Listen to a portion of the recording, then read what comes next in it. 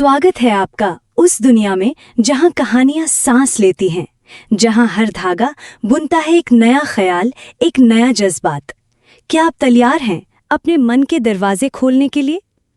यह है wonder weave, जहां हर कहानी सिर्फ सुनी नहीं, महसूस की जाती है।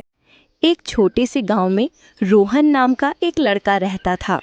वो थोड़ा डरपोक था और अक्सर अकेले रहने से कतराता था। उसके गांव के पास एक घना जंगल था जिसके बारे में कई कहानियां सुनाई जाती थीं। बच्चे उस जंगल में जाने से डरते थे, लेकिन रोहन के मन में हमेशा उसे देखने की इच्छा होती थी। एक दिन जब उसके सभी दोस्त खेल रहे थे, रोहन हिम्मत करके जंगल की ओर चल पड़ा। वो थोड़ा डरा हुआ था, लेकिन उसने अपने कदम पीछे नहीं खींचे। जंगल में घुसते ही उसे अजीब अजीब आवाज़ें सुनाई दी और पेड़ पौधे उसे और भी डराने लगे। अचानक रोहन ने कमज़ोर चहचहाहट सुनी। उसने ध्यान से देखा तो पाया कि छोटी सी चिड़िया एक गिरी हुई शाखा के नीचे फंसी हुई है। चिड़िया दर्द और डर से कांप रही थी। रोहन का डर गायब हो गया और उसकी जगह चिड़िया के लिए चिंता ने ले ली। उसने तुरंत उस भारी शाखा को उठाने की कोशिश की।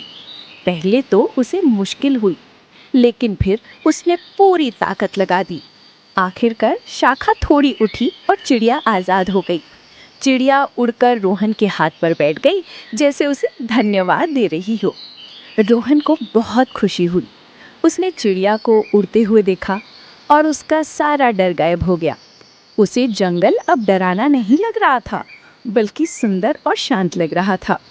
जब रोहन वापस गांव लौटा तो उसके दोस्त उसे देखकर हैरान रह गए। उन्होंने पूछा कि वो कहाँ गया था। रोहन ने उन्हें जंगल में चिड़िया को बचाने की कहानी सुनाई। उसके दोस्तों को उस पर गर्व हुआ। उस दिन के बाद रोहन का डर पूरी तरह से चला गया।